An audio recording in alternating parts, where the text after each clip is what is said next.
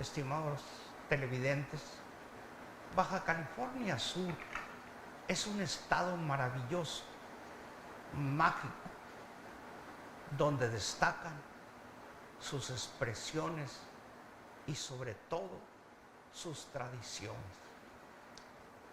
Esta noche en el programa Lo Nuestro queremos compartir los trabajos de investigación de esas tradiciones, de esas leyendas que ha realizado un joven investigador, Gilberto Ortega Vilés. Buenas noches, Gilberto. Buenas noches, muchas Te gracias. damos la más cordial de las bienvenidas. Sabemos de tus trabajos que has realizado, muy profesionales, sobre esto que nos encanta a los subcalifornianos, lo extraordinario. Has trabajado por más de 2 años sobre Blackman. Sí. Háblame de ello, por favor. Bueno, buenas noches y gracias por la invitación. Bueno, Blackman es una leyenda muy nueva, no tiene más de 10, 15 años. Es la llamada leyenda del vampiro de la Purísima. Blackman, según la leyenda, llega aquí por 1907 como un extranjero extraño, con pocos amigos, y llega a la Purísima, donde conoce a una joven llamada Loreto Osuna, que era hija de un importante político de esa zona. Se casa con ella, pero durante su estancia ahí, al parecer comienzan a pasar cosas extrañas como enfermedades, muertes, y además se contaba de que era una persona muy extraña él, que no salía de noche y que probablemente fuera algún ser extraño de ultratumba. Eso es lo que cuenta la leyenda. También la leyenda cuenta que tiempo después de haberse casado, pues su esposa se embaraza, pero muere al momento del parto, igual por culpa de la enfermedad que le pudo haber ocasionado Blackman. La leyenda cuenta que el Blackman fue asesinado por una turba furiosa y fue enterrado en una tumba enorme y muy bonita que está en la Purísima. De hecho son 2 tumbas, y pues ahí quedó la leyenda, que dicen que este ser extraño que vino del extranjero era un vampiro y que asesinó a su esposa y a muchas personas y animales. Pero esa vendrá siendo la leyenda. En realidad Blackman sí existió, pero fue una persona muy diferente a eso, aunque muchas cosas de la leyenda sí coinciden con la realidad. Gracias a la investigación, como usted dice, llevo 2 años investigando de una manera un poco más profesional, gracias a que entré a trabajar en el archivo histórico, ahí con la directora Elizabeth Acosta Mendía, que me dio la oportunidad de trabajar ahí, y con los compañeros que ahí trabajan también, me enseñaron mucho en cuestión de investigación histórica. Y ya comencé a indagar en documentos, y en documentos se encuentran los relativos a Blackman, que su nombre completo era Arthur Charles Blackman, de origen norteamericano, que se vino a trabajar para acá. De hecho, él, antes de venirse para acá, fue un soldado de Estados Unidos que participó en algunas guerras. Después de terminar con esas guerras, se vino para acá para trabajar en importantes negocios relacionados con la península. Lo podemos encontrar, de hecho, en libros de historia. Lo podemos buscar ahí, incluso en libros como de reconocidos autores como Domínguez Tapia, de Forjadores de California. Buscamos Blackman y ahí aparece como fundador de la Hacienda de las Matancitas, que queda por aquí, por el municipio de La Paz. Otro hecho histórico verificable de esa leyenda es que sí se casó con Loreto Osuna, y la esposa sí murió de parto, pero ahí se acaba lo mítico. En realidad no fue asesinado por una turba furiosa. En realidad el Loreto murió aquí en La Paz, en el rancho de las Matancitas. En documentos del archivo se puede constatar que el cuerpo fue exhumado de aquí de La Paz y se llevó a la Purísima, y en esos bonitos mausoleos que la gente asocia con Blackman, ahí fue enterrada. De hecho, arriba dice Loret de Blackman 1912. Otra cosa que originó la leyenda es que decían que Blackman había muerto en 1912 y que 100 años después iba a volver a aterrorizar a todos en venganza. Y por eso se creó un poco de furor en la leyenda en el 2012, cuando se cumplieron 100 años de esa fecha. Pero en realidad eso no fue así. El Arthur Charles Blackman siguió haciendo negocios hasta 1920 aproximadamente, y después de eso se va a Estados Unidos, donde muere posteriormente. Todo eso es verificable en archivos históricos, pero ahí lo importante no es decir, entonces la leyenda es mentira o es verdad. La parte importante de un historiador es tomar ambas vertientes de la leyenda y ver lo real y ver lo mítico, porque eso es lo importante de hacer historia, ver hasta dónde llega lo real, lo mítico, y de los dos crear algo importante para el aporte cultural. Porque si vamos a la Purísima y preguntamos, muchas personas te van a decir, sí, vamos a visitar la tumba del vampiro, como un aporte cultural, así, vamos, un atractivo turístico, aunque la Purísima tiene más cosas, bellezas naturales y todo, pero es una de las partes. Mucha gente que le gusta el turismo paranormal va especialmente a eso, a ver la tumba de un vampiro. Ya después se queda a ver los oasis o las bellezas o la comida. Pero es parte importante, como tú decías, las leyendas en Baja California Sur forman parte de nuestra cultura, son un atractivo especial. ¿Qué hacía Blackman en Bahía Magdalena antes de irse a la Purísima? Bueno, él llega a hacer negocios con una compañía que se llama Flores Hale, muy reconocida, que tiene que ver con negocios de Santa Rosalía, con el boleo y todo eso. Era como un agente de ventas, de compra de terrenos, de compra de bienes. Era una persona de mucho dinero. De hecho, eso tiene sentido porque se casa con Loreto Zuna, que es hija de un juez de Santa Rosa, de la Purísima. Y en ese entonces los matrimonios era como que una persona de dinero y de estatus se casa con otra de dinero y de estatus. O sea, era un matrimonio, no al azar, era un matrimonio bien pensado. Entonces a lo que vino fue a realmente hacer negocios. Por eso es que se aparecen en libros de historia. ¿Se fue de Magdalena a la Purísima o primero a Santa Rosalía? Creo que estuvo viajando, como era un agente de ventas, estuvo viajando en todo eso. Al final sí, al parecer se establece aquí en La Paz, en el rancho Las Matancitas, porque es donde el acta de función de Loreto dice que murió en presencia de su esposo. Probablemente siendo aquí la capital, aquí ya manejó sus negocios hasta la muerte de su esposa, la cual pues obviamente fue exhumada y se llevó a Santa Rosalía. Estamos charlando con Gilberto Ortega Vilés, con estudios muy trascendentes que le han dado la vuelta al mundo. Platícame, Gilberto, los artículos que se han difundido en Centroamérica y en América del Sur sobre el tema Blackman en los que has trabajado. Sí, de hecho, pues Blackman es un tema muy conocido no solo a nivel local, sino a nivel nacional e internacional. A nivel nacional las publicaciones han salido en periódicos, en programas, como lo mencionaba, han venido equipos de investigación paranormal a ir a buscar en la tumba a ver si se aparece algo o a ver si pueden captar algo con sus aparatos especiales. También yo tuve la fortuna de que un medio argentino llamado el diario Crónica Argentina lo publicó la investigación de Blackman, todo lo que te he platicado y un poquito de imágenes y todo, y fue publicado en un diario argentino, o sea que ya por lo menos la información de Blackman ya llegó a niveles internacionales. Y pues no he echado un vistazo a Europa, pero estoy seguro que por allá también deban dar el nombre de Blackman. Sí. ¿Cómo llegaste a Blackman? Bueno, con Blackman llegué pues como con todo, buscando leyendas, historias, y por ahí me topé con la fantástica noticia de que teníamos una leyenda de un vampiro en Baja California Sur, algo que nunca me había topado. Entonces, indagando, me di cuenta que curiosamente TV Azteca tenía un programa, él fue de los primeros en ir a investigar esa leyenda. Fueron hasta la Purísima, hicieron algunas entrevistas y sacaron esa noticia como que en la Purísima se tenía esa leyenda y temor al regreso de un vampiro en el 2012. Estoy hablando que ese reportaje salió como unos 2 años antes, como el 2010.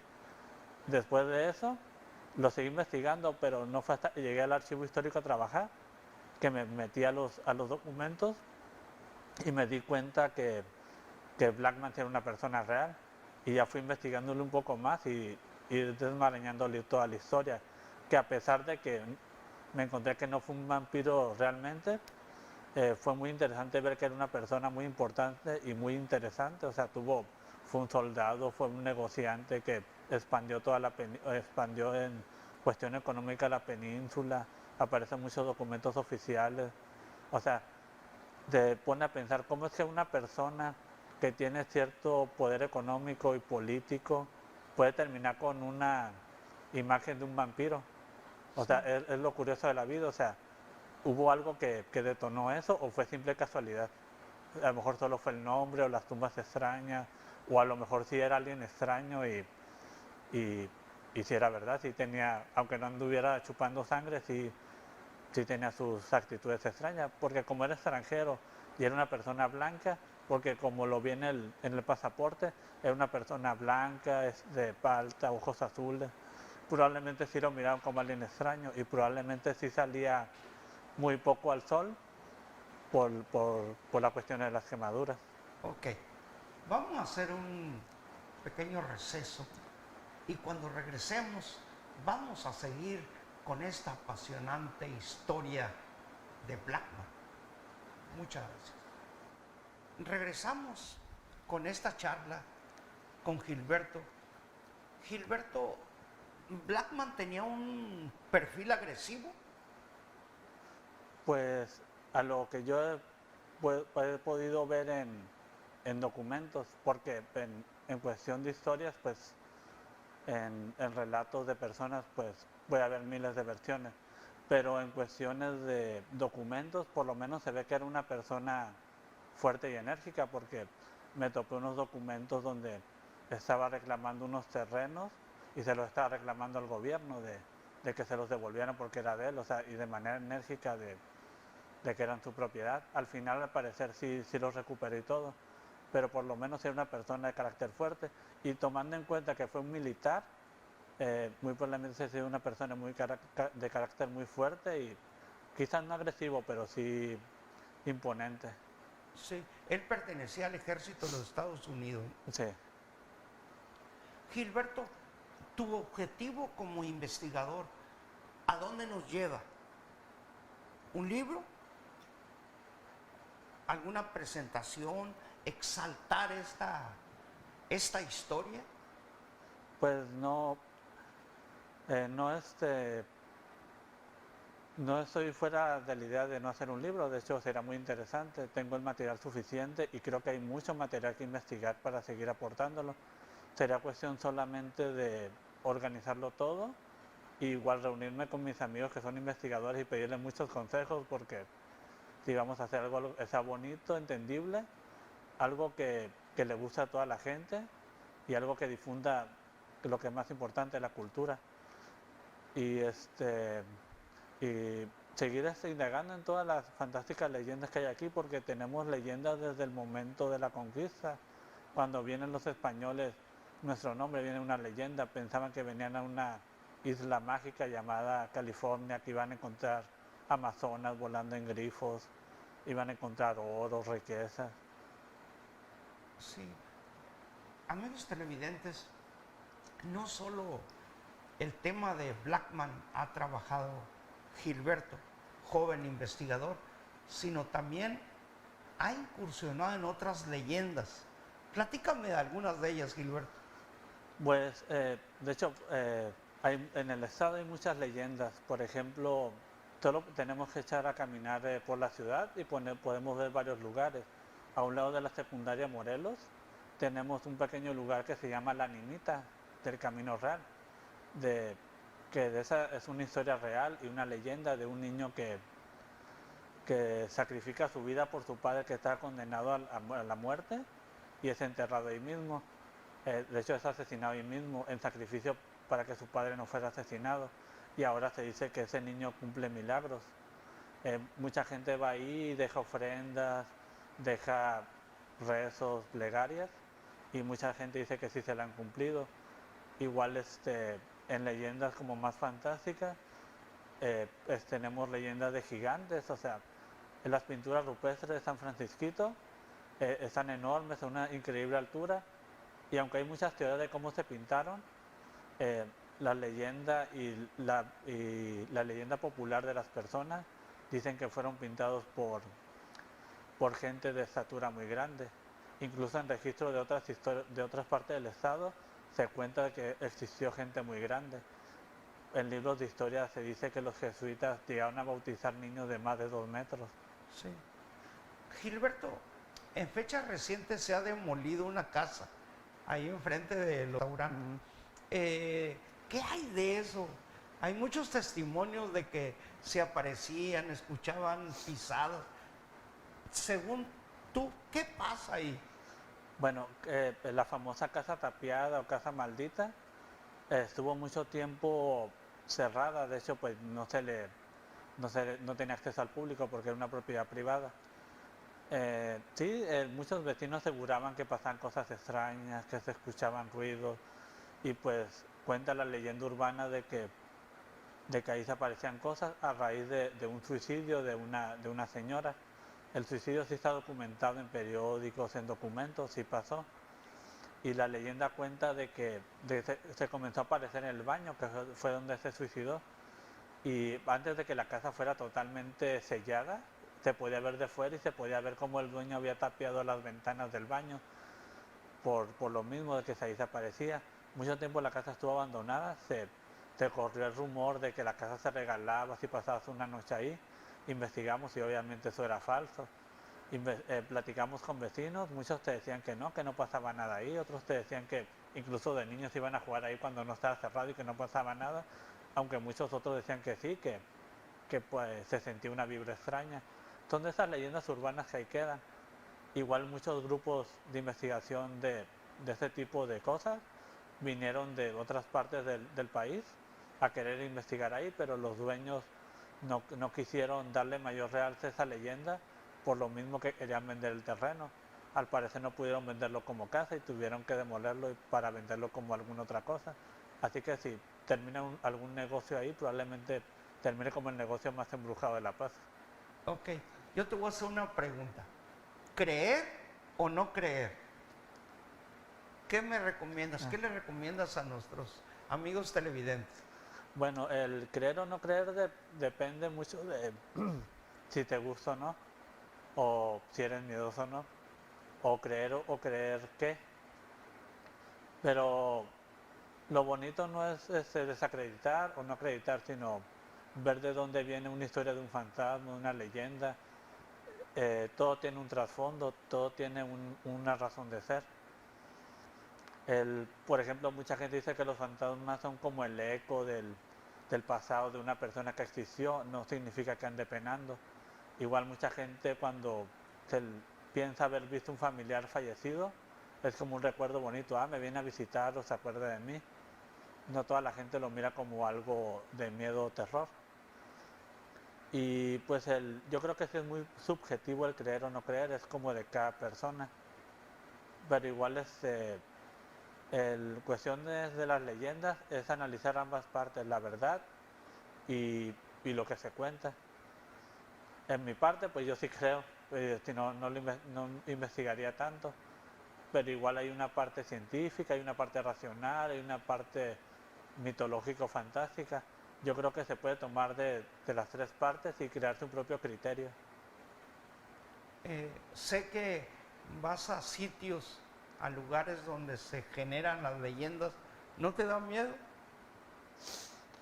Pues no, ya he visitado panteones que se cuentan muy embrujados de noche, como por ejemplo el Panteón del Zacatal, que se cuenta que incluso ahí se aparecen cosas. De hecho, la última vez que fuimos, el cuidador nos contó que aunque no pasa nada, sí llegó a ver alguna cosa extraña por ahí, pero que no lo tomé en cuenta. Y que hay un tesoro enterrado ahí, porque el Zacatal fue parte de una gran hacienda y el dueño que está enterrado ahí enterró un gran tesoro. Cuando fuimos a investigar, no nos pasó nada extraño, pero sí encontramos que existen muchas tumbas muy interesantes por ser uno de los panteones más antiguos y y pues está muy bueno, está en muy buenas condiciones, de hecho sigue activo, así que se puede ir a visitar, por ejemplo, el Panteón del Zacatán. Eso sí, en registros de periódicos sí sale que antes era muy utilizado para la cuestión de la brujería, cuando era un panteón mucho más abandonado. Ahora ya tiene guardia, se cierra de noche y ya no pasa nada de eso, ya es un panteón resguardado y ya ese tipo de prácticas extrañas ya no se dan. También he visitado, por ejemplo, la biblioteca Justo Sierra, que también se cuenta, los mismos empleados cuentan que ahí se aparecen cosas.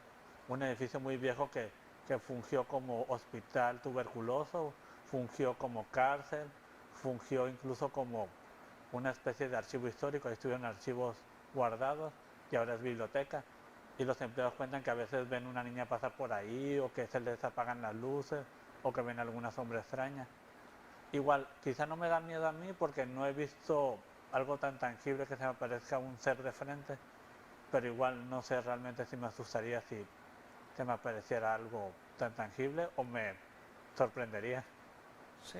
¿No has trabajado algo sobre el edificio del Sobarzo, el expenal, que es ahora una biblioteca?